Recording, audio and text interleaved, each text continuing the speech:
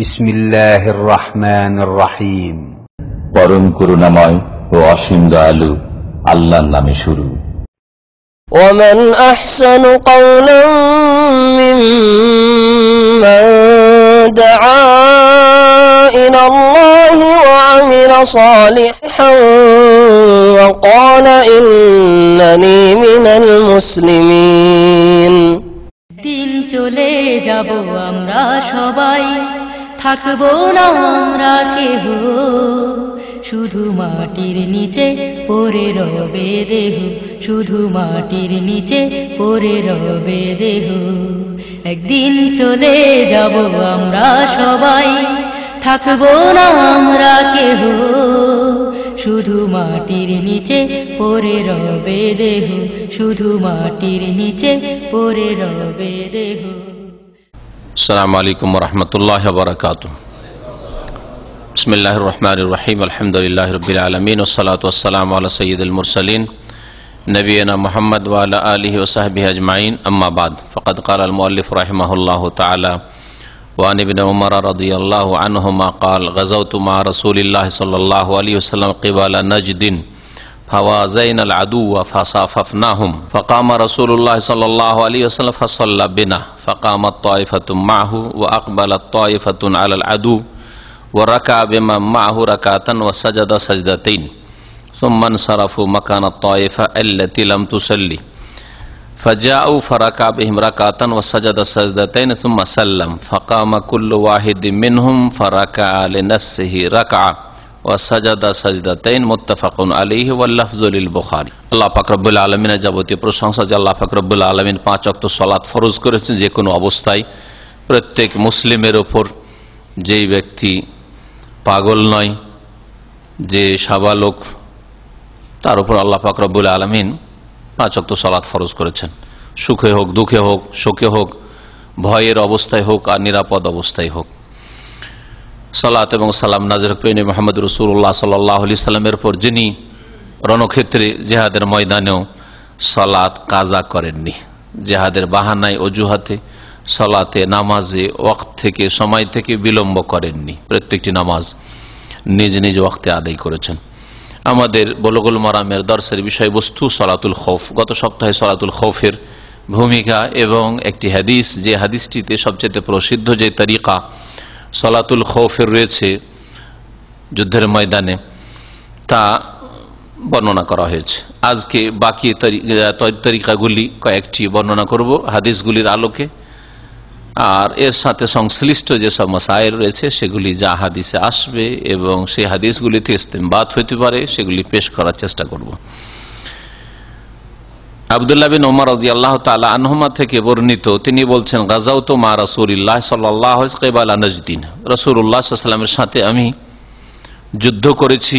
আল্লাহ পাকের রাস্তায় জিহাদকে গাজওয়া বলা হয়।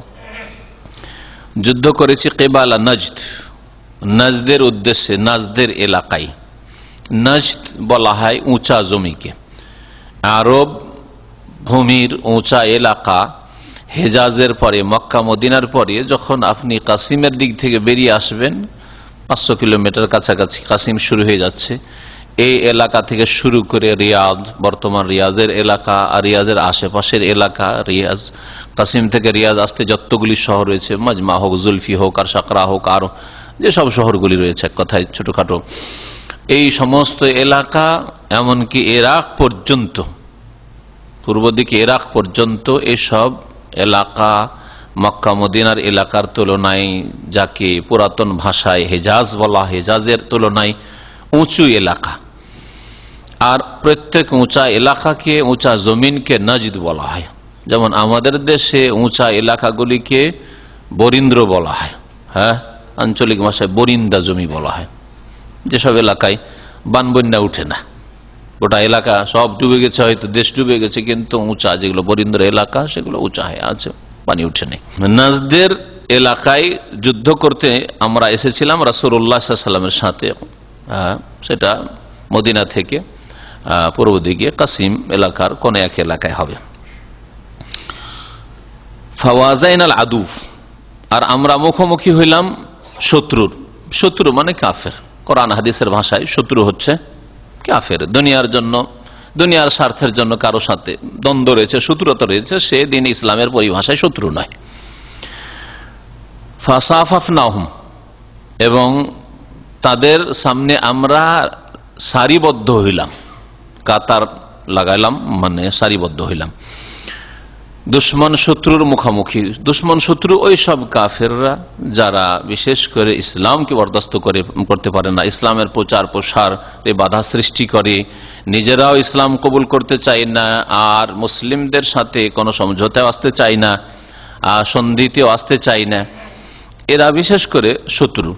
কাফেরদের মধ্যে বেশ কিছু ধরন রয়েছে, কাফেরকে কয়েক ভাগে ভাগ করা যায়। এই বিষয়টা এর আগে আমি অনেক আলোচনাইতে বলেছি যে মানুষকে আপনি 5 ভাগে ভাগ করতে পারেন। একটা হচ্ছে মুসলিম, একটা ভাগ। প্রথম ভাগ করে দেন যদি, যে মানুষ 2 ভাগে বিভক্ত, মুসলিম আর কাফের, মুমিন আর কাফের, বিশ্বাসী আর অবিশ্বাসী, মুআহিদ আল্লাহর একত্ব প্রতিষ্ঠাকারী আর মুশরিক বহুত্ববাদী। আর যারা কাফের মুশরিক, যারা আল্লাহ পাকের বিধান বিশ্বাস করে না, বিধানের বাস্তবায়ন করে না, বিধানের স্বীকৃতি দেয় না, কাফের, এরা কয়েক ভাগে বিভক্ত হইতে পারে। কাফের জিম্মি হইতে পারে, কাফের মুআহাদ হইতে পারে, কাফের মুস্তামান হইতে পারে, কাফের হারবি হইতে পারে। বিশেষ করে যেই কাফের হারবি তারা হচ্ছে শত্রু। আর বাকি যে 3 শ্রেণীর কাফের এদের কথা বললাম, তাদের একদল জিম্মি, যারা মুসলিম দেশে জিজিয়া দিয়ে আত্মসমর্পণ করে এবং সেখানকার আইন কানুন মেনে চলা প্রকাশ করে, তাদের নিরাপত্তা রয়েছে, তাদের ওই রকম অধিকার রয়েছে যেমন একজন নাগরিকের বা একজন দেশের বাসিন্দার অধিকার হইতে পারে। আর তারপরে একদল হচ্ছে মুআহাদ, দেশের বাইরে আছে, মুসলিম দেশের বাইরে রয়েছে, ইসলামিক স্টেটের বাইরে রয়েছে, কিন্তু তাদের সাথে চুক্তি রয়েছে, মুআহাদ, চুক্তিতে আবদ্ধ। চুক্তি যে আমরা তোমাদের ক্ষতি করবো না, তোমরা আমাদের ক্ষতি করবে না, আমরা তোমাদের বিরুদ্ধে ষড়যন্ত্র করবে না, আমরা করবো না, তোমরাও করবে না, এই রকমের চুক্তি, মুআহাদ, চুক্তিতে আবদ্ধ। আহাদ মানে চুক্তি। আর আরেকটি দল বললাম মুস্তাআমান, মানে যাদেরকে নিরাপত্তা দেওয়া হয়েছে, আমন দেওয়া হয়েছে। দেশে ভিসা দিয়ে, আজকালকার যেমন মুসলিম দেশে ভিসা দিয়ে দেওয়া হয়েছে, কাজের জন্য হোক আর ভিজিটের জন্য হোক, ট্যুরের জন্য হোক, ভিসা দেওয়া হয়েছে, তাদেরকে নিরাপত্তা দেওয়া হয়েছে। কেউ যদি আশ্রয় গ্রহণ করে নিরাপত্তা চায়, তাহলে আল্লাহ পাক নিরাপত্তা দিতে বলেছেন, ওয়াইন আহাদুম মিনাল মুশরিকিন ইস্তাজারাক ফাআজিরহু হাত্তা ইয়াসমা কালামাল্লাহ সুম্মা আবলিগহু মা'মানহু। ওয়াইন আহাদুম মিনাল মুশরিকিন, যদি মুশরিকদের কেউ ইস্তাজারাক, হে নবী মুহাম্মদ সাল্লাল্লাহু আলাইহি ওয়াসাল্লাম, তোমার কাছে আশ্রয় কামনা করে, নিরাপত্তা কামনা করে, ইস্তাজারাক মানে ইস্তামানাক, তোমার কাছে নিরাপত্তা কামনা করে, ফাআজিরহু, তাকে, ফাআমিনহু, তাকে নিরাপত্তা দান করে দাও, নিরাপত্তা দাও। শান্তিতে থাকতে চায়, আমাকে নিরাপত্তা দান করুন, আমার জানমালের ইজ্জত আবরুর হেফাজতের ব্যবস্থা করুন, নিরাপত্তা দেন। আপনার দেশে আমি আসতে চাই, ভিসা নিয়ে আসতে চাই, যদি আসতে চাই আর আপনার প্রয়োজন রয়েছে, অথবা আপনার অনুমতি দিলে কোনো অসুবিধা নেই, আশঙ্কা নেই, দিতে পারেন। হাজির হাত্তা ইয়াসমা কালাম আল্লাহ, তাতে হবে কি কাছাকাছি আসবে, আল্লাহ পাকের বাণী শোনার সুযোগ পাবে, কোরআনের কথা, দ্বীন ইসলামের কথা শোনার সুযোগ পাবে। সুম্মা আবলিগহু মা'মানহু, তারপরে আবার ডেকে অতিথি বানিয়ে ভিসা দিয়ে আবার তাদের ক্ষয়ক্ষতি করিও না, মেরে দিও না। সুম্মা আবলিগহু মা'মানহু, তারপরে তাকে পৌঁছে দেবে তার নিরাপদ স্থানে। সুবহানাল্লাহ। কোরআনে কারীম কত সুন্দর বিধান দিয়েছে যে যার সাথে আপনার যে রকমের চুক্তি হয়ে গেছে তার উপর বহাল থাকবেন। হারবি, যারা যুদ্ধের ঘোষণা, হারব মানে যুদ্ধ, যারা যুদ্ধের ঘোষণা করে রেখেছে, যারা মুসলিমদের বিরুদ্ধে ষড়যন্ত্রে লিপ্ত রয়েছে, ইসলামের দাওয়াত মোটেই বরদাস্ত করতে পারে না, স্বাধীনভাবে কেউ ইসলাম আল্লাহর দ্বীন কবুল করতে চায়, তাতে বাধা সৃষ্টি করে না, দেব না, এরা বিশেষ করে শত্রু হচ্ছে হারবি। যদিও সাধারণ অর্থে সকলে শত্রু, যে কোনো আল্লাহ বিরোধী, আল্লাহর দ্বীন বিরোধী হচ্ছে শত্রু। কোরআনে কারীমের ভাষায় ইয়া আইয়ুহাল্লাযীনা আমানু লা তাত্তাখিযু আদুওয়ি ওয়া আদুওয়াকুম আওলিয়া, হে মুমিনরা, তোমরা আমার শত্রুকে আর তোমাদের শত্রুকে কখনো বন্ধুরূপে গ্রহণ করিও না। ফাসাফাফনাহুম, কিন্তু এই শত্রুরা ছিল যারা হারবি ছিল, যাদের সাথে যুদ্ধ বেঁধেছিল। ফাকামা রাসূলুল্লাহ সাল্লাল্লাহু আলাইহি ওয়াসাল্লাম দাঁড়ালেন, ফাসাল্লা বিনা, আমাদেরকে নামাজ পড়িয়ে দিলেন। নামাজ পড়ালেন। ফাকামাত তায়েফাতুম মাহু, এখন যুদ্ধ চলছে, যুদ্ধের জন্য চলছে মানে যুদ্ধের জন্য প্রস্তুত হয়ে রয়েছে কাফেররা, যে কোনো সময় আক্রমণ করে দিতে পারে। এই পরিস্থিতিতে সালাতের সময় হয়ে গেছে। একদল নবী সাল্লাল্লাহু আলাইহি ওয়াসাল্লামের সাথে দাঁড়ালো সাহাবায়ে কেরামদের, ও আকবালাত তায়েফাতুন আলাল আদু, আর আরেক দল শত্রুদের সামনে এসে গেল। তার মানে শত্রু কিবলার দিকে ছিল না, কিবলার দিকে থাকলে দুটোই লাইন করে কিবলার দিকে মুখ করে থাকতে পারতো, রুকু পর্যন্ত কোনো অসুবিধা নেই। আর তারপরে সেজদায় যাওয়ার সময় এক কাতারের লোক, এক লাইনের লোক সেজদা করবে, আর এক লাইনের লোক পাহারা দেবে, উঠিয়ে সামি আল্লাহু লিমান হামিদা রব্বানা ওয়া লাকাল হামদু বলে। কিন্তু এখানে যেহেতু শত্রু হয় ডান দিকে আছে, বাম দিকে আছে, অথবা পিছন দিকে আছে, কিবলার উল্টো দিকে আছে, সেই জন্য একদল মুজাহিদিনকে শত্রুদের সামনে পাহারা দেওয়ার প্রয়োজন রয়েছে, না হলে সেজদার অবস্থায় অতর্কিত হামলা করে দিতে পারে। বলছেন যে একদল তো নবী সাল্লাল্লাহু আলাইহি ওয়াসাল্লামের সাথে জামাতে শরীক হলো, আর আরেক দল শত্রুদের সামনে এসে গেল, আকবালা মানে এসে যাওয়া। ওরা কাবে মান মাহু রাকাতান ওয়া সাজাদা সাজদাতাইন, যারা নবী করিম সাল্লাল্লাহু আলাইহি ওয়াসাল্লামের সাথে সালাতে দাঁড়িয়েছিলেন তাদের সাথে একটা রুকু করলেন আর দুইটা সেজদা করলেন, তার মানে এক রাকাত নামাজ পড়লেন, এক রাকাত নামাজ। এখানেও রাকাতান মানে রুকুয়ান, এক রুকু দুই সেজদা মানে এক রাকাত পড়লেন।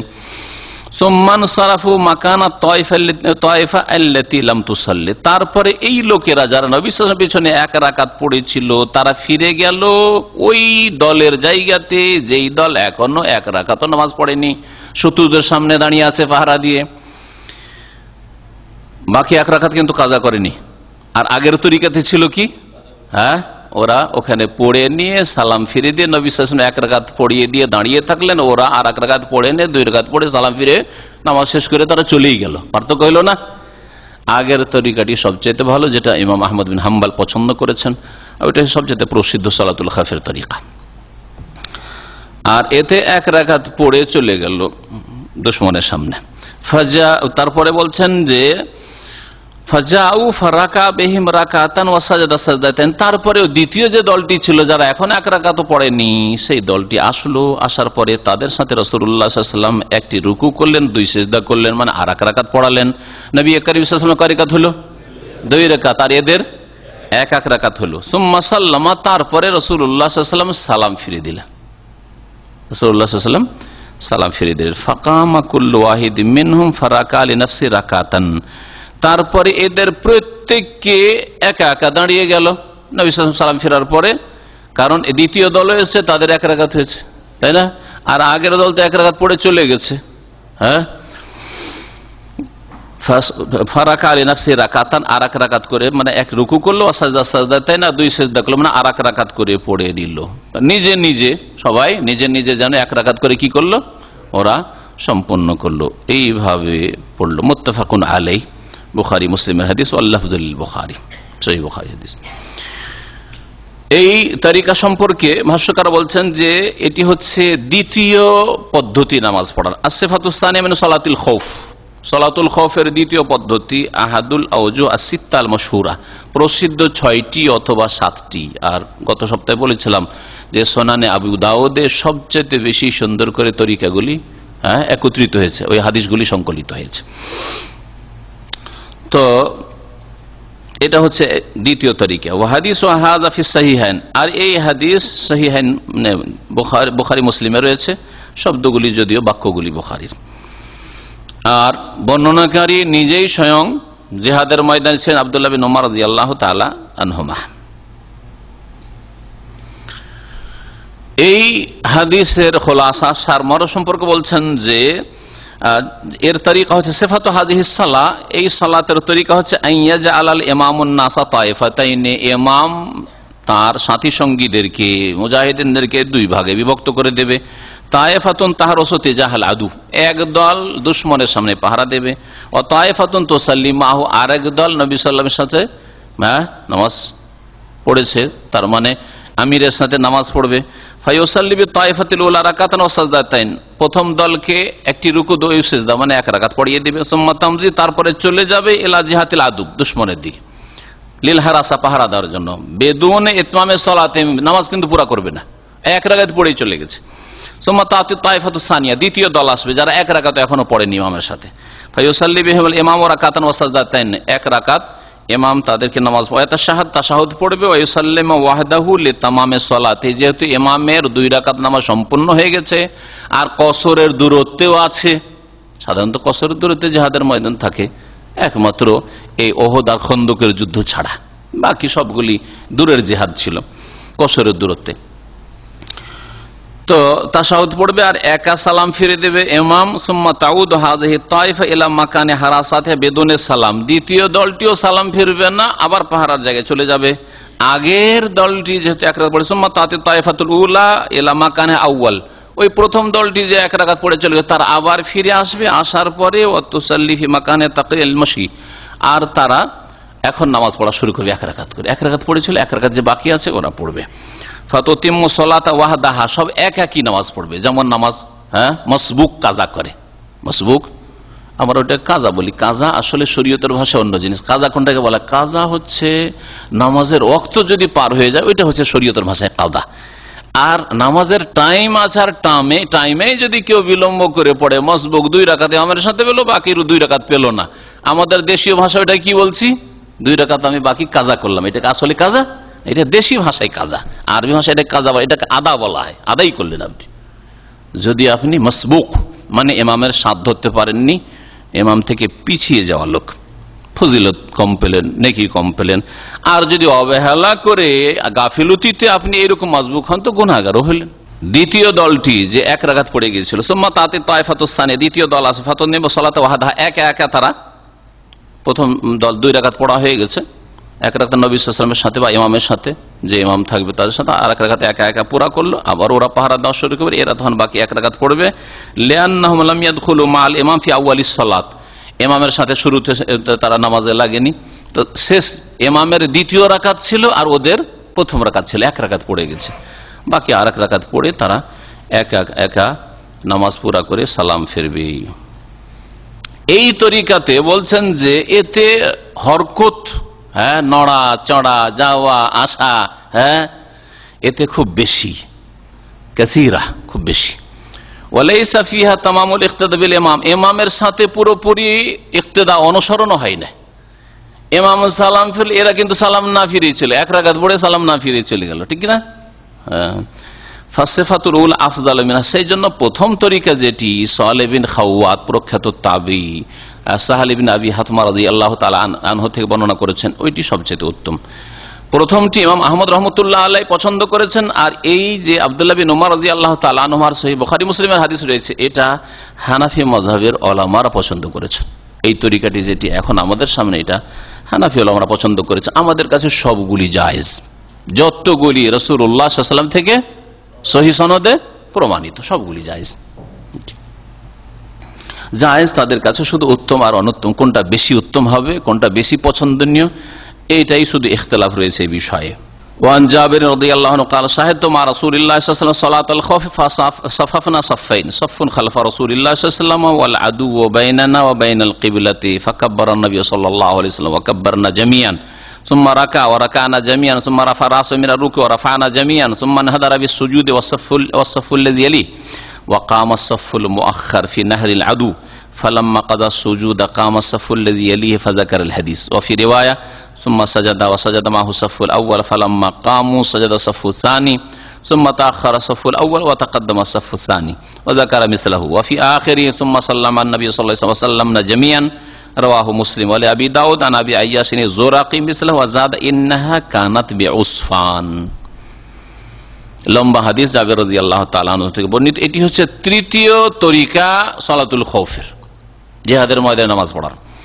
আর এতে শত্রু কিবলার দিকে রয়েছে, কিবলার দিকে সামনেই শত্রু রয়েছে, তখন কেমন করে নামাজ পড়বেন? জাবের রাদিয়াল্লাহু তাআলা আনহু থেকে বর্ণিত, তিনি বলছেন শাহিদতু মা রাসূলিল্লাহ সাল্লাল্লাহু আলাইহি ওয়াসাল্লাম সালাতুল খাউফ, আমি উপস্থিত হয়েছিলাম রাসূলুল্লাহ সাল্লাল্লাহু আলাইহি ওয়াসাল্লামের সাথে সালাতুল খাউফে, ভয় ভীতির নামাজে। ফাসাফাফনা সাফাইন, আমরা 2 লাইন লাগাইলাম, 2টি কাতার লাগাইলাম। সাফুন খালফা রাসূলিল্লাহ, একটা কাতার, একটা লাইন ছিল রাসূলুল্লাহ সাল্লাল্লাহু আলাইহি ওয়াসাল্লামের পেছনে কাছাকাছি, আর একটি লাইন দ্বিতীয় লাইন ছিল, মানে পাশাপাশি দুই লাইন, যেমন মুসল্লিরা মসজিদে দাঁড়ায় বা যে কোনো যায় নামাজের জন্য দাঁড়ায় দুই কাতার। ওয়াল আদু ও বাইনানা বাইনাল কিবলাতে, আর দুশমন আমাদের আর কিবলার মাঝখানে ছিল, মানে কিবলার দিকে ছিল দুশমন। সুবিধা।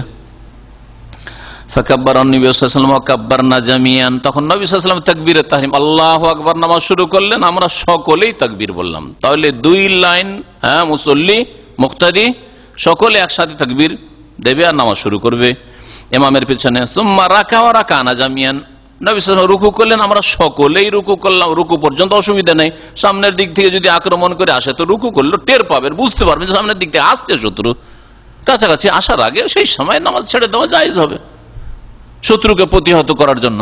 সুম্মা রাফা রাসাহু মিনা রুকু, তারপরে রাসূলুল্লাহ সাল্লাল্লাহু আলাইহি ওয়াসাল্লাম নিজ মাথা উঠালেন রুকু থেকে। ওয়া রাফানা জামিআন, আমরা মাথা উঠাইলাম। সুম্মা নাহাদা বিস সুজুদ, তারপরে সিজদায় লুটিয়ে পড়লেন, সিজদায় ঝুঁকে পড়লেন। ওয়াসাফুল্লাযী, এখন সিজদায় যদি সবাই পড়ে যান তো মুসিবত হয়ে যেতে পারে, দুশমন আক্রমণ করতে পারে। আর সেই যুগের কাফের মুশরিকদের কমান্ডার খালিদ বিন ওয়ালিদ এই চান্স নিয়েই ছিল যে আরে আমরা শুনেছি যে মুহাম্মদ সাল্লাল্লাহু আলাইহি সাল্লাম আর তার সাথী সঙ্গী মুসলিমদের কাছে সবচেয়ে প্রিয় নামাজ রয়েছে, জীবন চলে গেল এই নামাজ ছাড়বে না, সুতরাং যেমনই তারা সিজদায় যাবে তেমনই আমরা আক্রমণ করে দেব। জোহরের নামাজটা হাতছাড়া হয়ে গেছিল, পারেনি। আসরের নামাজ তাদের কাছে সবচেয়ে প্রিয় নামাজ, তাদের সলাতুল উস্তা, এই নামাজ কখনো ছাড়বে না। সুতরাং ওরা চান্স নিয়েছিল। নবী সাল্লাল্লাহু আলাইহি ওয়াসাল্লামের কাছে খবর পৌঁছেছে যে ওরা কিন্তু আসরের নামাজে হামলা করবে, এই প্রস্তুতি নিয়ে আছে। নবী করিম সাল্লাল্লাহু আলাইহি ওয়াসাল্লামের জীবনের প্রথম সালাতুল খৌফ শুরু হয় এই যুদ্ধে। উসফান নামক এলাকা, যেটি মক্কাতুল মুকাররমা থেকে 80 কিলোমিটার দূরে। মক্কা থেকে যখন মদিনার রাস্তায় তারিকুল হিজরা বলা হয়, মদিনার যেটা হাইওয়ে, এতে আসবেন তখন 80 কিলোমিটার আসলে উসফান পড়বে। গত কয়েক মাস আগে, 2-3 মাস আগে ছিলাম জেদ্দায়, যে প্রোগ্রাম 2 দিন আমার ছিল, তাতে একটা বক্তব্য আমার উসফানে হয়েছে। এই উসফানে প্রথম সালাতুল খৌফের বিধান নাজিল হয়। বলছেন যে নবী করিম সাল্লাল্লাহু আলাইহি ওয়াসাল্লাম সিজদায় ঝুঁকে গেলেন। ওয়াসাফুল্লাযী ইয়ালি, আর ওই কাতারের লোক সিজদায় পড়লেন যেই কাতারটা নবী সাল্লাল্লাহু আলাইহি ওয়াসাল্লামের কাছাকাছি ছিল, মানে প্রথম কাতারের লোক। ওয়া কামা সাফুল মুআখার ফি নাহরিল আদু, আর পেছনের কাতারের লোকগুলি দুশমনের সামনে দাঁড়িয়ে থাকলো, পাহারা দিতে থাকবে, রুকু থেকে উঠে দাঁড়িয়ে থাকবে, কিবলামুখী, সামনে দুশমন আছে, আর আমাদের দিনী ভাইরা, মুসলিম ভাইরা সামনে প্রথম কাতারে সিজদা করছে, এদের উপর যাতে করে হামলা না হয় প্রস্তুত হয়ে আছে। অস্ত্র শরীরে নিয়ে থাকবে, অস্ত্র হাতে নিয়ে থাকবে, এই অবস্থায় নামাজ পড়বে, শরীরে বর্ম থাকবে, এইভাবে নামাজ আদায় করবে। ফালাম্মা কাজা সুজুদ, যখন সেজদা সম্পূর্ণ হলো, কামা সাফুল্লাযী ইয়ালি, ওই কাতারের লোকগুলো দাঁড়িয়ে গেল যেটা নবী করিম সাল্লাল্লাহু আলাইহি সাল্লামের সাথেই ছিল, সংলগ্ন ছিল, মানে প্রথম কাতারের লোক। ফাযাকার আল হাদিস, মানে ইখতাসার আল হাদিস, হাদিসটাকে সংক্ষেপ করে দিল। তো তারপরে বলছেন আর একটা বর্ণনা, যেহেতু অতিরিক্ত কিছু কথা রয়েছে আর সেটা দিয়ে আসল বিষয়টা কমপ্লিট হবে তরিকাটা, বলছেন সুম্মা সাজাদা ওয়া সাজাদা মাহু সাফুল আউয়াল। এই হাদিসে রয়েছে নবী সাল্লাল্লাহু আলাইহি ওয়াসাল্লাম সিজদা পড়লেন আর প্রথম কাতার লোক সিজদা করলেন। ফালাম্মা কামো, যখন এরা দাঁড়িয়ে গেল, সাজাদা সাফুস সানি, দ্বিতীয় কাতারের লোক এখন সিজদায় গেল। প্রথম লাইন দাঁড়িয়ে এখন সিজদা করার পরে আর দ্বিতীয় লাইনের লোকেরা সিজদায় পড়লো। সুম্মা তাআখারা সাফুল আউয়াল, তারপরে যাতে করে ন্যায় নীতি অবলম্বন করা হয় আর প্রথম কাতারের লোকই শুধু ফজিলত নিয়ে গেল এইটা না হয়, এই জন্য প্রথম কাতারের লোকগুলি পিছন দিকে দ্বিতীয় কাতারে চলে আসলো। এক রাকাত নবী সাল্লাল্লাহু আলাইহি ওয়াসাল্লামের পাশাপাশি পড়লে দ্বিতীয় রাকাত পিছনে চলে আসো তোমরা, এরাকে এখন আগের কাতারে আসতে দাও। বলছেন সুম্মা তাআখারা সাফুল আউয়াল, প্রথম কাতারের লোকেরা পেছনে চলে আসলো। ওয়া তাকাদ্দামা সাফু সানি, দ্বিতীয় কাতারের লোকেরা আগে বেড়ে গেল। ওয়া যাকারা মিসলাহু, এইভাবে বর্ণনা করেছেন। ওয়া ফি আখিরি, শেষখানে রয়েছে যখন দুই রাকাত পড়া হয়ে গেল, সুম্মা সাল্লামান নবী সাল্লাল্লাহু আলাইহি ওয়াসাল্লাম, নবী সাল্লাল্লাহু আলাইহি ওয়াসাল্লাম সালাম ফিরলেন। ওয়া সাল্লামনা জামিয়ান, আমরা সকলেই সালাম ফিরলাম। নবী সাল্লাল্লাহু আলাইহি ওয়াসাল্লামের 2 রাকাত হলো, সাহাবীদের কয় রাকাত হলো? 2 রাকাতই হলো, একসাথে নামাজ পড়ছে তো। শুধু সিজদায় যাওয়ার সময় আগে আর পরে করে, আগের কাতার আগে, পরের কাতার পরে, এইভাবে। রাওয়াহু মুসলিম, হাদিস সহিহ মুসলিমের। ওয়ালি আবু দাউদ আবু আইয়াস জোরাকি থেকে এইরকমই বর্ণনা করা হয়েছে। আর ওতে অতিরিক্ত একটা বাক্য রয়েছে, তাতে বর্ণনা করা হয়েছে যে এই ঘটনাটি কোথাকার ছিল। ওয়াজাদা ইন্নাহা কানাত বিউসফান, এই ঘটনাটি ঘটেছিল এই সালাতুল খৌফের উসফান নামক স্থানে। আর এটা ছিল ষষ্ঠ হিজরির ঘটনা। ষষ্ঠ হিজরিতে কি হয়েছিল? নবী সাল্লাল্লাহু আলাইহি সাল্লামের হিজরতের পরে প্রত্যেক বছরে কিছু না কিছু একটা বড় কিছু ঘটেছে। হ্যাঁ, বিশেষ করে জিহাদগুলি দ্বিতীয় হিজরি থেকে শুরু হয়ে, দ্বিতীয় হিজরিতে বদর হইল, তাই না? তৃতীয় হিজরিতে উহুদের যুদ্ধ, হ্যাঁ, চতুর্থ হিজরিতে এমন কিছু ঘটেনি। তবে কাফেররা যখন ক্ষয়ক্ষতি করতে পারলো উহুদে মুসলিমদের, তখন তাদের সাহসটা বেড়ে গেল। সাহস যখন বেড়ে গেল, আবু সুফিয়ান তখন রাদিয়াল্লাহু আনহু কুফরি অবস্থায় ছিল, খালিদ বিন ওয়ালিদ কুফরি অবস্থায়, আবু সুফিয়ান নেতৃত্ব দিচ্ছিল, আর প্রধান সেনাপতি খালিদ বিন ওয়ালিদ। এরা ঘোষণা করে গেল, হ্যাঁ, ইয়াউমুন বিয়াউমিন, তোমাদের প্রতিশোধ নিতে পেরেছি, কিন্তু জায়গা যেহেতু পরিবর্তন, বদরে প্রতিশোধ নিতে পারেন, আগামী বছর বদরে প্রতিশোধ নেব। হ্যাঁ, এটাকে বলা হয় এই জন্য আল বাদরু সানিয়া, গাজওয়ায়ে বাদর আর সানিয়া, দ্বিতীয় বদরে আসবো। কিন্তু তারা প্রথম যে সাহসটা করেছিল, পরে আল্লাহ পাক তাদের অন্তরে ভীতি সঞ্চারিত করে দিয়েছিলেন, যার ফলে সেটা হয়নি। এটাকে বলা হয় বদরে সানিয়া। পঞ্চম হিজরিতে গাজওয়াতুল আহজাব, যেটা খন্দকের যুদ্ধ বলা হয়, পরীক্ষা খনন করা হয়েছিল, এই জন্য গাজওয়ায়ে খান্দাক বলা হয়। আর আহজাব মানে বিভিন্ন দল, সমস্ত আরব মুশরিক দলগুলি উঠে পড়ে এসেছিল যে এবার সবকে শেষ করে যাব, কিছু রাখবো না মুসলিমদের মদিনায়।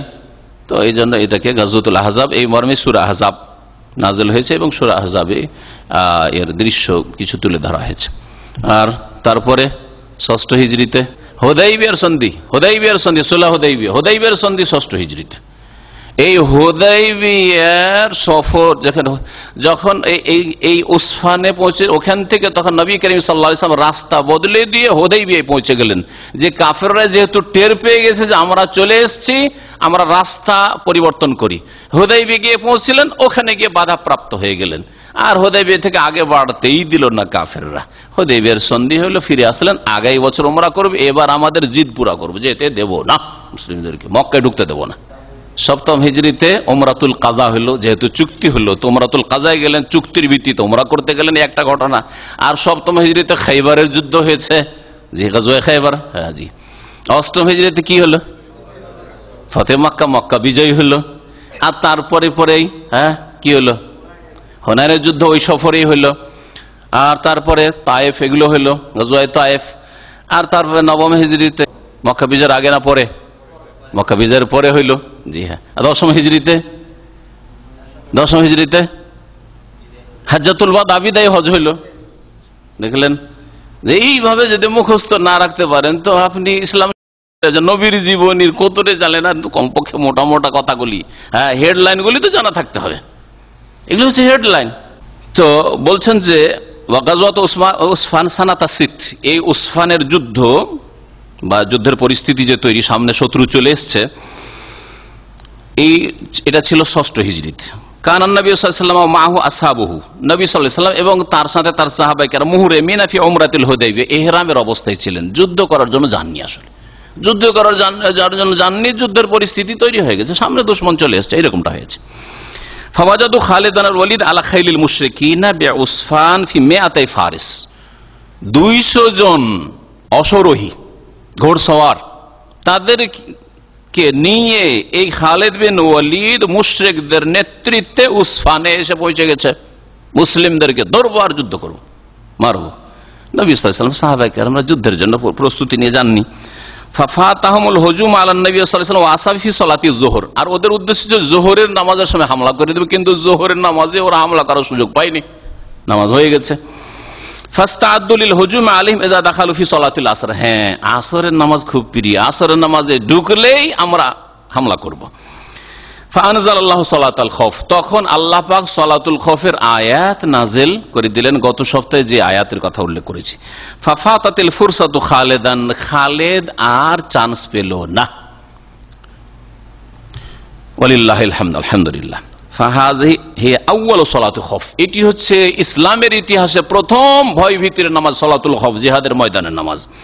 সুম্মা ইন্নান নবী সাল্লাল্লাহু আলাইহি ওয়াসাল্লাম বাদদালা তারিক, তারপরে নবী সাল্লাল্লাহু আলাইহি ওয়াসাল্লাম রাস্তা বদলিয়ে দিলেন। ফাত্তাজাহা ইলাল হুদাইবিয়া, আর তারপরে হুদাইবিয়ার দিকে চলে গেছে। দুশমনরা যে দিক থেকে এসেছে আর সাধারণ যেটা কমন রাস্তা, ওই রাস্তা দিয়ে গেলে তো সবাই জেনে ফেলবে যে এসে গেছে, তখন এটা দিয়ে যাবেন না, আনকমন রাস্তা দিয়ে হুদাইবিয়ার দিকে চলে গেলেন, যেটা তখনকার মক্কা যাওয়ার রাস্তা ছিল না। ফাওয়াকাআ সুলহুল মাশহুর, আর হুদাইবিয়াতে গিয়ে বাধাপ্রাপ্ত হলেন। আর যে প্রসিদ্ধ ইসলামের ইতিহাসে বা সিরাতুন নবীতে যে প্রসিদ্ধ সন্ধি রয়েছে, সে সন্ধি হলো তখন। জি, হাদাল ওয়াজহুস সালিস, এটি হচ্ছে তৃতীয় তরিকা সালাতুল খৌফ, মিন সালাতুল খৌফ। আর এতে আশা করি বুঝতে পেরেছেন, তাই না? সেই জন্য বারবার আর না ফিরিয়ে বাকি তরিকাগুলি জানি। আর আজকে ইচ্ছা করেছি যে ইনশাআল্লাহ তাআলা সালাতুল খৌফ সম্পর্কিত যে হাদিসগুলি আছে শেষ করে দেব। মাত্র কয়েকটি ছোট ছোট হাদিস রয়েছে। আর বলছেন লেখক, ওয়ালিন নাসাই মিন ওয়াজহিন আখার আন জাবির রাদিয়াল্লাহু আনহু আন্না নবী সাল্লাল্লাহু আলাইহি ওয়াসাল্লাম সাল্লা বিতাইফাতি মিন আসহাবিহি রাকাতাইন সুম্মা সাল্লা বিআখারিনা রাকাতাইন সুম্মা সাল্লামা, মিসলুহু লিআবি দাউদ আন আবি বকরাতা। বলছেন নাসাইতে রয়েছে মিন ওয়াজহিন আখার, অন্য আরেকটি সূত্রে সনদে জাবির রাদিয়াল্লাহু তাআলা আনহু থেকে বর্ণিত। বলছেন যে নবী করিম সাল্লাল্লাহু আলাইহি ওয়াসাল্লাম সাল্লা বিতাইফাতি মিন আসহাবিহি রাকাতাইন, তার একদল সাহাবায়ে কেরামদেরকে নিয়ে 2 রাকাত নামাজ পড়লেন সালাতুল খৌফে। 2 রাকাত নামাজ পড়ালেন, এক দলকে 2 রাকাত পড়িয়ে দিলেন। সুম্মা সাল্লামা, তারপরে সালাম ফিরিয়ে দিলেন, মানে 2 রাকাত পড়ে সালাম ফিরা হয়ে গেল, শেষ, এদের নামাজ শেষ। আর নবী সাল্লাল্লাহু আলাইহি ওয়াসাল্লামের নামাজ, কসরের নামাজ শেষ। সুম্মা সাল্লা বিআখারিনা রাকাতাইন, আর এক দলকে আর 2 রাকাত নামাজ পড়িয়ে দিলেন। সুম্মা সাল্লামা, তারপরে সালাম ফিরলেন। তরিকা সহজ, তাই না?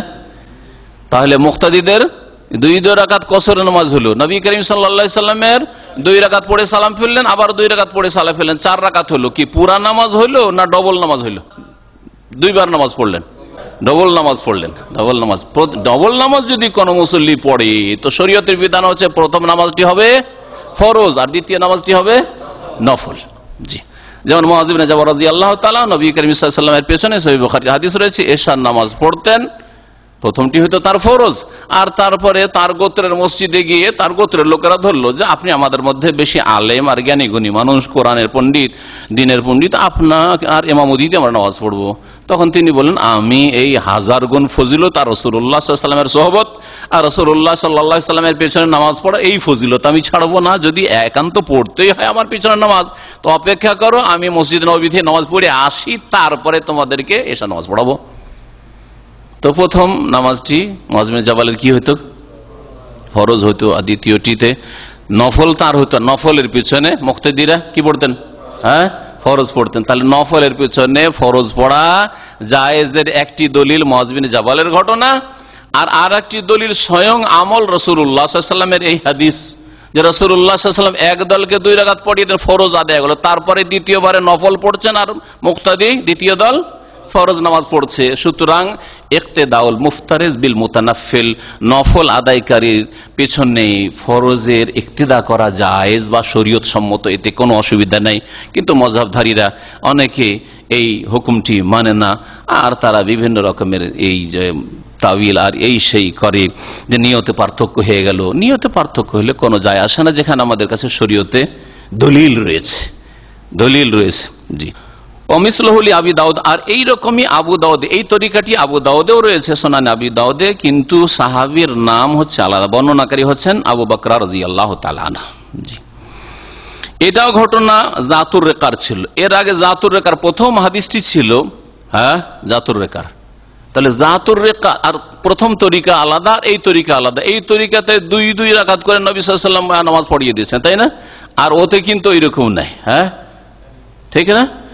তাহলে একই এই জিহাদের ময়দানে 2 রকম তরিকার নামাজ কেমন করে সমন্বয় করবেন? সমন্বয় হচ্ছে যে সেই জিহাদের ময়দানে একাধিক নামাজ পড়েছেন, এক ফরজে ওই তরিকায় পড়া হয়েছে, প্রথম তরিকা যেটি গত সপ্তাহে আলোচিত হয়েছে, আর আরেক নামাজের সময় এইভাবে পড়িয়েছেন। আর যেসব তরিকায় নবী করিম সাল্লাল্লাহু আলাইহি ওয়াসাল্লাম পড়েছেন, সেই সব তরিকার যে কোনো তরিকা আপনি ইখতিয়ার করতে পারেন, অবলম্বন করতে পারেন। বলছেন ভাষ্যকার যে এই হাদিস সহিহ, কারণ হাদিস ফাল হাদিস ফি সাহিহাইন বিহাযাল লাফযে ওয়া জিয়াদাতুন মুফাসসারা, এই হাদিস শুধু আবু দাউদ নাসাইতে না, সহিহাইন, সহিহ বুখারী মুসলিমে রয়েছে। তাতে রয়েছে জাবের রাদিয়াল্লাহু তাআলা বর্ণিত কাল কুন্না মান নবী সাল্লাল্লাহু আলাইহি জাতির রেকা, আমরা নবী সাল্লাল্লাহু আলাইহি ওয়াসাল্লাম জাতুর রেকায় ছিলাম। ওয়া উকিমাতিস সালাতু, আর নামাজের ইকামত হয়ে গেল। ফাসাল্লা বিতাইফাতিন রাকাতাইন, এক দলকে 2 রাকাত পড়িয়ে দিলেন। সুম্মা তাআখারু, তারপরে তারা পেছনে চলে গেল। ওয়াসাল্লা বিতাইফাতিল উখরা রাকাতাইন, আর এক দলকে 2 রাকাত পড়িয়ে দিলেন। ফাকালানিন নবী আরবা, নবী করিম সাল্লাল্লাহু আলাইহি ওয়াসাল্লামের 4 রাকাত হয়। ওয়ালিল কওমে রাকাতানি, আর নবী সাল্লাল্লাহু আলাইহি ওয়াসাল্লামের সাথী সঙ্গীরা 2 রাকাত করে পড়েছে। মুত্তাফাকুন আলাইহি, বুখারী মুসলিমের হাদিস। হাযা হুয়াল ওয়াজহুর রাবি, এটা হচ্ছে চতুর্থ তরিকা। যে তরিকাগুলি বুলুগুল মারামে আলোচনা হইল সেগুলির মধ্যে চতুর্থ তরিকা। আর নবী সাল্লাল্লাহু আলাইহি ওয়াসাল্লাম এটা জাতুর রেকাতে পড়েছেন। নবী সাল্লাল্লাহু আলাইহি ওয়াসাল্লাম পড়েছেন সুম্মা ফাকানা লিন-নবী 4 রাকাত বিসালামাইন, নবী সাল্লাল্লাহু আলাইহি ওয়াসাল্লাম 4 রাকাত পড়েছেন 2 সালামে। আর ওয়ালিল কওমি রাকাতান, আর তার মুক্তাদিরা সাহাবীরা 2 রাকাত পড়েছেন। এতেও নামাজ কসর, পুরো নামাজ নয় কিন্তু। as-সালাতু মাকসুরা ওয়ালাকিন লিন-নবী সাল্লাল্লাহু আলাইহি ওয়াসাল্লাম আল-উলা ফারদান, নবী সাল্লাল্লাহু আলাইহি ওয়াসাল্লামের প্রথমটি ছিল ফরজ, আদাহা নাফলান, আর তারপরে দ্বিতীয়টা ছিল নফল। জি, এইভাবে নবী সাল্লাল্লাহু আলাইহি ওয়াসাল্লাম নামাজ পড়েছেন সালাতুল খাউফের। তারপরে দেখুন ওয়ান হুযায়ফা রাদিয়াল্লাহু আনহু আন্না নবী সাল্লাল্লাহু আলাইহি ওয়াসাল্লাম সাল্লা সালাতাল খাউফ বিহাউলাই রাকাতান ওয়া বিহাউলাই রাকাতান ওয়া লাম ইয়াকদু। হুযায়ফা রাদিয়াল্লাহু তাআলা আনহু থেকে বর্ণিত, তিনি বলছেন যে নবী করিম সাল্লাল্লাহু আলাইহি ওয়াসাল্লাম সালাতুল খাউফের সালাত আদায় করলেন বিহাউলাই রাকাতান, এই দলকে নিয়ে 1 রাকাত, ওয়া বিহাউলাই রাকাতান, আর এক দলকে নিয়ে 1 রাকাত, মানে 1 রাকাত 1 রাকাত করে নামাজ পড়লেন। এক দলকে 1 রাকাত, আর এক দলকে 1 রাকাত। আগের তরিকাগুলিতে ছিল কি, আর বাকি আর 1 রাকাত করে তারা কি করেছেন, কাজা করেছেন। ওয়ালাম ইয়াকুদু, কিন্তু এইখানে কাজা করেননি, তারা পুরা করেননি, বাকি অংশটা পুরা করেননি। তার মানে কি হয়েছে, নবী সাল্লাল্লাহু আলাইহি ওয়াসাল্লামের 2 রাকাত হয়েছে, আর তাদের কি হয়েছে, 1 রাকাত হয়েছে। রাওয়াহু আহমদ, হাদিস মুসনাদ আহমদে রয়েছে, আবু দাউদে রয়েছে, নাসাইতে রয়েছে, ইমাম ইবনে হিব্বান সহিহ বলেছেন, আর ইবনে খুজাইমাতে রয়েছে আব্দুল্লাহ বিন আব্বাস রাদিয়াল্লাহু তাআলা আনহুমা থেকে বর্ণিত। জি, হাদিস হচ্ছে সহিহ। ফাহাযিহিল আহাদিস তাদুল্লু আলা আন্না মিন সালাতিল খাউফি আল ইখতিসারু আলা রাকাতিন লিকুল্লি তাইফা, এই হাদিস প্রমাণ করে যে সালাতুল খাউফে 1 রাকাতে ক্ষান্ত করা বৈধ, 1 রাকাতে ক্ষান্ত করা বৈধ। যেখানে হাদিস সহিহ, তাহলে এই হাদিস থেকে ইস্তেমবাত হয় যে মাসলা, সেটা হচ্ছে যে সালাতুল খাউফে যদি এরকম হয় তাহলে 1 রাকাতও যদি পড়ে নাই তাহলে ফরজ আদায় হয়ে যাবে। বিষয়টা ইখতিলাফ, একদল বলছেন না, সংখ্যা কমানো যাবে না, সংখ্যা কমানো যাবে না। এর সমর্থনে আরেকটি হাদিস সামনে আসছে, কিন্তু হাদিসটি যায়ীফ। ওয়ান ইবনে উমর রাদিয়াল্লাহু আনহুমা ক্বাল ক্বালা রাসূলুল্লাহ সাল্লাল্লাহু আলাইহি ওয়াসাল্লাম সালাতুল খাউফি রাকাতুন আলা আইয়ি ওয়াজহিন কানা। আব্দুল্লাহ ইবনে উমর রাদিয়াল্লাহু আনহুমা থেকে বর্ণিত, তিনি বলছেন রাসূলুল্লাহ সাল্লাল্লাহু আলাইহি ওয়াসাল্লাম বলেছেন সালাতুল খাউফ, ভয় ভীতির সালাত হচ্ছে, নামাজ হচ্ছে 1 রাকাত, মানে 1 রাকাতই ফরজ। আলা আইয়ি ওয়াজহিন কানা, যে কোনো তরিকাতে হোক না কেন, যে কোনো নিয়ম পদ্ধতিতে 1 রাকাত যদি আদায় করে দেয় তাহলে ফরজ কাঁধ থেকে নেমে গেল। এই হচ্ছে হাদিসের অর্থ। রাহুল বাজ্জার, হাদিস মুসনাদে বাজ্জারে রয়েছে বিইসনাদিন দাইফিন। হাফেজ ইবনে হাজার রহমাতুল্লাহ আলাইহি বলছেন বুলুগুল মারামে যে এর সনদ হচ্ছে দুর্বল। ভাষ্যকার শেখ আল বাসসাম বলছেন আল হাদিসু দাইফুন, এই হাদিস দুর্বল। কালা শাফি, ইমাম শাফি বলছেন লা ইয়াসবুত, হাদিস প্রমাণিত নয়। কামা কালাল মুআল্লিফ, যেমন লেখক হাফেজ ইবনে হাজার বলেছেন। ওয়া তাবিয়াহু শাওকানি, ইমাম শাওকানি বলেছেন যে হাদিস প্রমাণিত নয়। ওয়াকাল হাইসামি, ইমাম হাইসামি বলছেন ফিহে ইবনুল বাইলামানি, এতে একজন ইবনুল বাইলামানি রয়েছে, ওয়া হুয়া দাঈফুন, সেই বর্ণনাকারী দুর্বল, সুতরাং হাদিস হচ্ছে দুর্বল। এই হাদিসের প্রয়োজন নেই যদি আগের হাদিস সহিহ থাকে। সালাতুল খাউফ সম্পর্কে আর কিছু মাসাইল যা উলামারা উল্লেখ করেছেন, এখানে উল্লেখ করে দিই কিছু সময়। হাদিস শেষের দিকে একটি মাত্র আর হাদিস বাকি রয়েছে। বলছেন সালাতুল খাউফ কোরআন এবং হাদিস দ্বারা প্রমাণিত, আর সাহাবাই কেরামদের ইজমা দ্বারা প্রমাণিত, মানে এর দলিল কোরআনে কারীমে রয়েছে আয়াত, আর রাসূলুল্লাহ সাল্লাল্লাহু আলাইহি ওয়াসাল্লামের হাদিস রয়েছে বেশ কিছু হাদিস, আর সাহাবাই কেরামদের এর উপর ইজমা ঐক্যমত রয়েছে। ওয়াজমা আল মুসলিমুন আলা জাওয়াজিহা, সমস্ত মুসলিম ওলামাদের ঐক্যমত ইজমা রয়েছে যে সালাতুল খাউফ জায়েজ ভয় ভীতির সময়। ফাহিয়া মাশরুআতুন ইলা আবাদিদ দাহর, আর এটা কোনো একটা সীমিত পিরিয়ডের জন্য নয়, কিয়ামত পর্যন্ত এই শরীয়তের বিধান অব্যাহত থাকবে। তাজুজু সালাতুল খাউফ আলা জামিল আওজুহিস সাবিতা, আর যত তরিকা নবী সাল্লাল্লাহু আলাইহি ওয়াসাল্লাম বর্ণিত সালাতুল খাউফ সম্পর্কে যে কোনো তরিকাতে নামাজ পড়া যেতে পারে। হাযা কাউল আম্মাতিস সালাফ, এটা হচ্ছে সালাফে সালেহিনদের সাধারণ কথা, সকলে তারা এইভাবে বলেছেন। ওয়াল ইমাম আহমদ ইউজাউযু জামিআল ওয়ারিদ, ইমাম আহমদ বলছেন যে যতগুলি বর্ণিত রয়েছে তরিকা সবগুলি দিয়ে জায়েজ রয়েছে।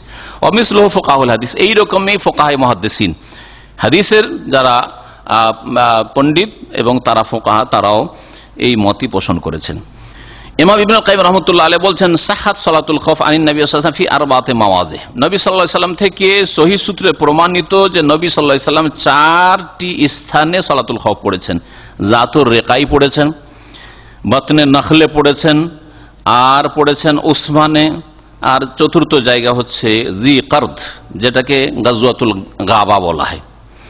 এই 4টি জায়গায় নবী করিম সাল্লাল্লাহু আলাইহি ওয়াসাল্লাম থেকে সালাতুল খৌফ পড়া প্রমাণিত। এর মধ্যে প্রথম সালাতুল খৌফের বিধান নাজিল হয় কোথায়? উসফানে, জি, মক্কার কাছাকাছি। আর একটি তরিকা শুনে নেন, যখন যুদ্ধ কোন রকম বন্ধ হচ্ছে না, চলতে আছে, জোহরের সময় সুযোগ পায় যুদ্ধ চলতে আছে, আসরের সময় চলে যাচ্ছে যুদ্ধ চলতে আছে, মাগরিব হয়ে যাবে মনে হচ্ছে যুদ্ধই বন্ধ হবে না, তাহলে কি করবেন? এতগুলি যে তরিকা আসলে সবগুলিতে দুশ্মন হয় পেছনে আছে, ডানে আছে, বামে আছে, না হয় কিবলার দিকে সামনে আছে, তাই না? কিন্তু এখনো যুদ্ধ শুরু হয়নি, আশঙ্কা আছে যে আক্রমণ করে দিতে পারে, কিন্তু যুদ্ধ চলছে, অস্ত্র চলছে, ওই অবস্থায় কি করবেন? এই বিষয়ে আল্লাহ মুবারক রাহমাতুল্লাহ আলাইহি বলছেন আম্মা ইযা তালাহামাল ফারিকান, দুই দল যখন একেবারে যুদ্ধে লিপ্ত, ওয়া উতরিকাতিল বানাদিক ওয়াল মাদাফি, আর যখন অস্ত্র শস্ত্র চলতে আছে, গোলা বর্ষণ হতে আছে, ওয়া দাব্বাতিদ দাব্বাবাত ওয়াল মুদাররাত, যত অস্ত্রের ব্যবহার হয়ে থাকে, সমস্ত অস্ত্র উপর থেকে নিচে থেকে সমস্ত রকমের অস্ত্র ব্যবহার হচ্ছে, এই সময় ফালাইসা ইযাকা সূরাতুন মাখসুসা লিসালাতিল খৌফ, তখন বিশেষ কোন পদ্ধতি সালাতুল খৌফের নেই, যার জন্য যেমন ভাবে সালাত আদায় করো তেমন ভাবে আদায় করবে। বাল ইউসাল্লুহা কাইফা শাউ, যেমন ভাবে পারবে তেমন ভাবে নামাজ পড়ে নিবে। জামাত করতে পারে জামাত করবে, ওহদানান, আর যদি জামাত করতে না পারে, যুদ্ধ চলছে, অস্ত্র চলছে, আর তার সাথে সাথে নামাজও আদায় করছে, যদি মাথায় ইশারা করতে পারে ইশারা করবে, আর না হলে চোখের ইশারায় নামাজ পড়বে। কিয়ামান, দাঁড়িয়ে হয়, দাঁড়াইতে পারে না যে স্থির হয়ে দাঁড়াবে, চলতে আছে, সামনে বাড়ছে, পিছনে হচ্ছে, সামনে চলছে, এই রকম মুসাতান, চলমান অবস্থায় সালাত আদায়, আর রুকবানান, অথবা সওয়ার হয়ে আছে কোনো কিছুর উপর, তখনকার যুগে ঘোড়ার উপর সওয়ার হয়ে আছে, উটের পিঠে সওয়ার হয়ে আছে, এখনকার যুগে যে কোনো কিছু, প্লেনে সওয়ার হয়ে আছে, যুদ্ধ জাহাজে অথবা শিপে আছে, না হয় আর কিছু ট্যাঙ্কে, যা কিছুতে থাক না কেন, যে কোনো অবস্থায় থাক, সালাত আদায় করতে হবে। তাহলে সালাতের কত গুরুত্ব চিন্তা করেন। কিন্তু আজকালকার মুসলিমদের কাছে ঘুমের সামনে, ফজরের মিষ্টি ঘুমের সামনে সালাতের তেমন কোনো মূল্য নেই। তারপরে কি আর ইমান ইসলাম থাকতে পারে? তারপরে কি আর মুনাফিকি মুক্ত হইতে পারে? আর তারপরে কি আযাবে ইলাহি দূর হইতে পারে? তারপরে কি মুসলিম উম্মতের বালা মুসিবত দূর হইতে পারে? আর তারপরে কাফেরদের গোলামির যে মালা পরে আছে মুসলিম উম্মাহ, এই মালা কি খুলে ফেলতে পারে? থাকতেই হবে, গোলামি করতে হবে কাফেরদের। যদি এই নামাজের হেফাজত না করে, যে নামাজের হেফাজত রাসূলুল্লাহ সাল্লাল্লাহু আলাইহি ওয়াসাল্লাম এইরকম পরিস্থিতিতে জিহাদের ময়দানে করেছেন, আর দ্বীন ইসলামের বিধান হচ্ছে যে কোনো অবস্থায় নামাজ পড়ে যতক্ষণ পর্যন্ত আপনার হুঁশ আছে, তাহলে আপনি চিন্তা করুন, এমনকি টাইম পার করা যাবে না, যে অসুবিধা নেই, যুদ্ধটা সেরে নি, আর রাত্রে গিয়ে তো যুদ্ধ বন্ধ হবে, জোহর আসর মাগরিব এশা একসাথে 4 ওয়াক্ত পড়ে নেব। আর আমাদের দেশের এক শ্রেণীর মানুষরা হাটে যায়, হাট করে আসে, জোহর গেল, আসর গেল, মাগরিব গেছে, এশা গেছে, রাত 9টা 10টায় হাঁটতে গিয়েছে, আর তাও কুরবানির গরু কিনতে গেছে, নেকি সওয়াবের কাজে গেছে, কুরবানির খাসি কিনতে গেছে। এই মৌসুমে কোরবানি কাছে আসছে, হ্যাঁ, কোরবানির গরু আর খাসি কিনতে গেছে, আর আসার পরে ভদ্রলোক জোহর আসর মাগরিব এশা এত কিসের নামাজ? ভাই আজকে গেছিলাম গরু কিনতে কুরবানি, আর নামাজ পড়ার টাইম পাইনি। লা হাওলা ওয়ালা কুওয়াতা ইল্লা বিল্লাহ। হয় জাহেল আর না হলে মুনাফিক, দুটোর একটা, মূর্খ, দিন জানে না, আর না হলে জেনে শুনে যদি এরকম করে তো অবশ্যই তার অন্তরে নেফাক রয়েছে। আমি কিছু অফিসারদেরকে চিনি দেশের, তারা 5 ওয়াক্ত নামাজ পড়ে, কিন্তু বুঝি অফিসে নামাজ পড়বো, পরিবেশ নেই নামাজ পড়ার, ইমান দুর্বল, পরিবেশ লাগে নাকি নামাজ পড়ার জন্য। যুদ্ধের ময়দানে পরিবেশ আছে, রাসূলুল্লাহ সাল্লাল্লাহু আলাইহি ওয়াসাল্লামের সাহাবায়ে কেরামদের, এদের অফিসে যেহেতু হিন্দুদের পাশে আসে অথবা খ্রিস্টানদের ইহুদিদের পাশে একসাথে অফিস করছে, সেজন্য ওখানে পরিবেশ নেই নামাজ পড়ার। আউযুবিল্লাহ, পরিবেশ নেই। আর স্টেশন, রেল স্টেশন আবার পরিবেশ আছে নামাজ পড়ার, এইরকম ধারণা। আর বাস স্ট্যান্ডে কেমন করে নামাজ পড়বো, আর এয়ারপোর্টে কেমন করে নামাজ পড়বো, প্লেনে কেমন করে নামাজ পড়বো, এইরকম যদি চিন্তাধারা থাকে তো নামাজ আবার কিসের? নামাজের যেমন পরিস্থিতি লাগে, জেহাদের ময়দানে নামাজ পড়ছেন আর আপনার এই পরিস্থিতি হয় না, এই সব জায়গায় নামাজ পড়তে পারেন না অফিসে? আমি সেই অফিসারদের অনেককে দেখেছি রাত্রে অনেক লম্বা নামাজ পড়ছে। আমাদের এশার নামাজ পড়া হয়ে গেছে, ছাত্র জীবনে দেখতাম এরকম কিছু অফিসারদেরকে। জোহর পড়লো, আসর, মাগরিব, এশা, এত লম্বা নামাজ। আমি কি রে, এখনই তাহাজ্জুদ পড়ছে রাত 10টায় নাকি? রাত 10টাতে 9টায় তাহাজ্জুদ পড়ছে নাকি? আর মসজিদ আবার তাহাজ্জুদ। তো জিজ্ঞেস করলাম কি ব্যাপার, নামাজ কিসের এত লম্বা নামাজ পড়ছেন? বলছে আমি অফিস করি আর অফিসে জোহরও পড়তে পারি না, আসরও পড়তে পারি না, মাগরিব এশা সব একটানে একসাথে, 4 ওয়াক্ত একসাথে। নামাজ কবুল হবে নাকি? কখন নামাজ কবুল হবে? ভারত খুব বড় দেশ, ট্রেনে সফর করে কলকাতা থেকে বা যদি আসাম থেকে বিশেষ করে শুরু করে বোম্বাই সফর করে তো 60 ঘন্টার সফর, 60 ঘন্টা। অধিকাংশ মুসলিম যারা নামাজিও মাদ্রাসার ছাত্র তাদের সম্পর্কে এইরকম জানি যে এরা এই 2 দিন 3 দিন 50 ঘন্টা 60 ঘন্টার ট্রেনে সফর করে নামাজ পড়ে না, নামাজ পড়ে না। করে কি না, বিরল আপনাকে নামাজি পাবেন, আপনি ট্রেনে এই লম্বা জার্নিতে নামাজ পড়বে এরকম লোক পাবেন। নামাজ পড়ে না, কি করে? আসার পরে মাদ্রাসা এসে মাদ্রাসার ছাত্র ওই প্রত্যেক জোহরের সাথে ডবল জোহর, ওই অমরি কাজা, বিদাতিদের অমরি কাজার মতো ডবল জোহর, ডবল আসর, ডবল 2 দিন ধরে ওর চলছে। কিসের এত নামাজ? বলছে যে ওই যে রাস্তাতে আসলাম 50 ঘন্টা 40 ঘন্টা, আমি কলকাতা থেকে অথবা আসাম গুয়াহাটি থেকে দিল্লি সফর করে আসলাম, নামাজ এক তো বড়ি নাই, তুই সব নামাজ ডবল ডবল নামাজ পড়ছে। নামাজ কবুল হবে? খেল তামাশা, কখনো নামাজ কবুল হবে না। ওই জাহেল মূর্খ, দিন ইসলাম আর নামাজের বিধিবিধান জানে না, জামাতের গুরুত্ব জানে না, আর না হইলে অন্তরে নেফাক রয়েছে, ইমানের কমজোরি রয়েছে। আল্লাহ যেন হিদায়াত দান করেন। এইরকমই বলছেন যে মিসলু আল খায়েফ আল হারেব মিন আদু, ধরেন বিপর্যয়, হেরে যাচ্ছেন জিহাদের ময়দানে আর পলাতক অবস্থা, পালাচ্ছেন, জান নিয়ে পালাতে, কোন রকম বাঁচা, নিজেকে বাঁচতে হবে, পালাচ্ছেন আর নামাজে রক্ত চলে যাচ্ছে, কি করবেন? ওই পালাইতে বাড়িতে নামাজ পড়তে হবে। বলছেন যে যেই ব্যক্তি ভয়ে ভীত, আল হারেব মিন আদু, আর দুশ্মনের ভয়ে পালাচ্ছে, অথবা এইরকম আরেকটি মাসলা রয়েছে যে কেউ আরাফার দিন এমন ভিড়ে পড়েছে আরাফার মাঠে ঢুকতে পারে না, বা আসছে যে কোন রকম করে আরাফাটা ধরেনি, আশেপাশের লোক এরকম হজ করে, মক্কার লোক হজ করে, এরকম জেদ্দার লোক, তাইফের লোক, আশেপাশের লোকগুলি অনেকে এরকম হজ করে, আগেও করেছে, এখনো হয়তো করে।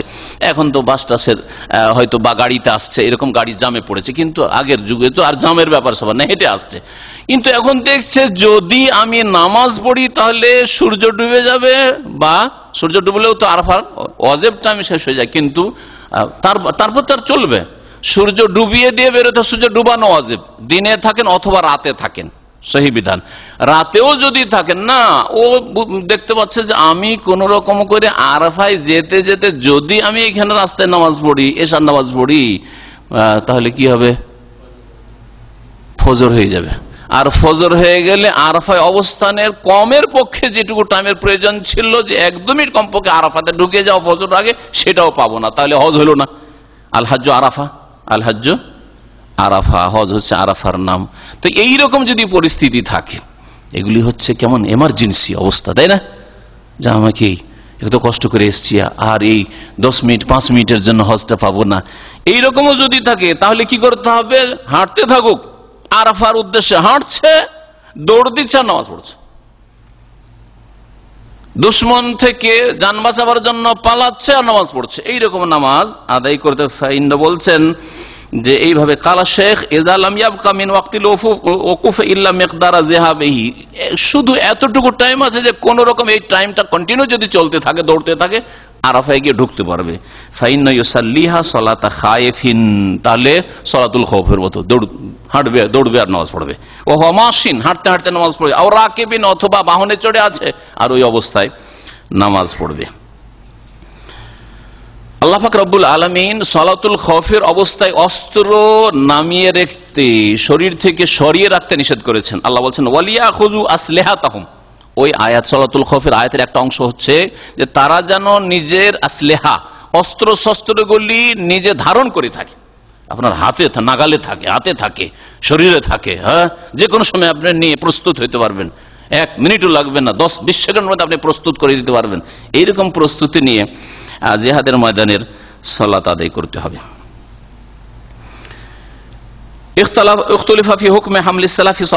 সালাতুল খৌফে অস্ত্র ধারণ করে থাকতে হবে, এটা ওয়াজিব না মুস্তাহাব এই বিষয়ে ইখতিলাফ থাকলে আপনার অবস্থাটা দেখতে হবে। যদি দেখা যায় যে না আক্রমণ হওয়ার সম্ভাবনাই বেশি, তাহলে তখন অস্ত্র নিয়ে প্রস্তুত থাকা ওয়াজিব, কারণ মুসলিম আর ইসলামের হেফাজত করা ওয়াজিব, ফরজ।